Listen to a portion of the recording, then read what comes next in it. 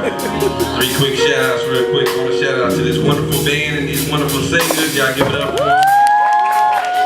Give it up for the ringleader of this whole. Y'all got to stand up for him, man. Big Hughes. Yeah!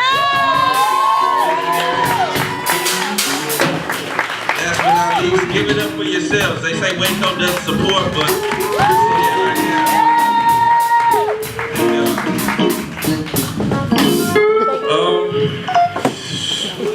nervous. Alright, this is my second time ever, so You got it, Mo? yeah, we're gonna thank you.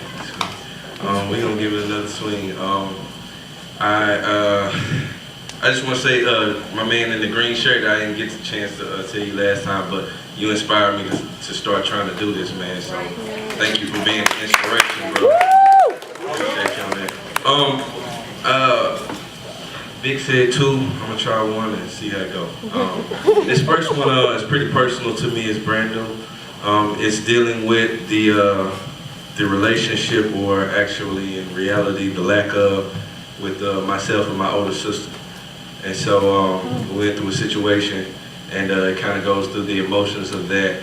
And it asks the question pretty much, I mean, it's hard enough to forgive when somebody's done you wrong and it hurts you, and you know you don't want to forgive, but it kind of asks the question, how do you forgive someone who never asked for it? You know, how do you forgive someone who may never ask for it? And the answer to the question is you can't, because in a nutshell, a long time ago, over 2,000 years ago, we were forgiven. Yeah. Come on now. So I'm going to it and see what happens. But anyway, title is Dear Sister. So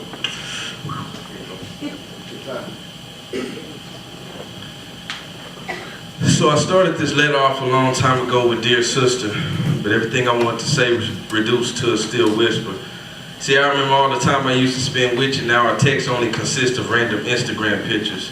I try to keep in my mental that God will always be with you and turn my heartbroken fractures into fixtures. And since I ain't the type to cry on mattresses and pillows, I hold it all in this temple with the fractures in the windows. Mama said what we've been through is just too much to keep pent up, but she know a baby boy, most of the time I keep it enclosed. She know that's just how it goes, because she know that's how I am. I feel like blood makes you related, but relationship makes you fam. See,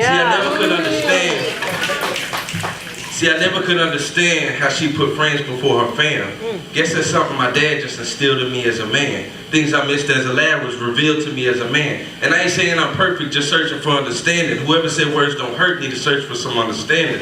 Some of the words I heard left me hurt, broken, and damaged. Tears soaking my shirt like I'm bleeding without a bandage. So maybe I dropped the ball because the truth is too much to handle. So I promised I'd never call her like she was no longer there. I know my pops was blessed with a daughter, but we were no longer fam.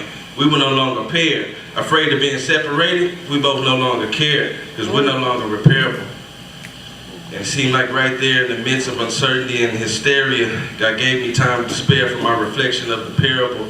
1 Peter 5:7, there's no care so unbearable or terrible that you can't cast on him because he cares for you. He said, the stripes I bear for you heals the brokenhearted, mends together what was severed, separated, and declares it new. And all those tiny broken pieces of your heart that I created from the start, I've recollected and repaired for you. See, something else I figured was, what if her only light to Christ was through me as a witness, if he used me as a witness. But I was never free to draw her truly as a witness, because the one he wants to witness still struggles with unforgiveness. At the beginning of every day and morning, new mercies are given.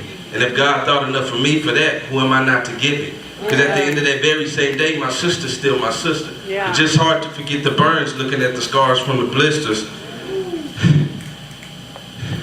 Seemed like another good time for God to render me a scripture about the lepers needing healing from a similar affliction. As long as they sat and soaked, they were stuck in the same condition.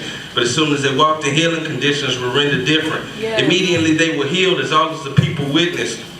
The healing already spoken, walk in it as a prescription. Nowadays it makes more sense, I look at it a little different. I walk in my total restoration, no longer the victim.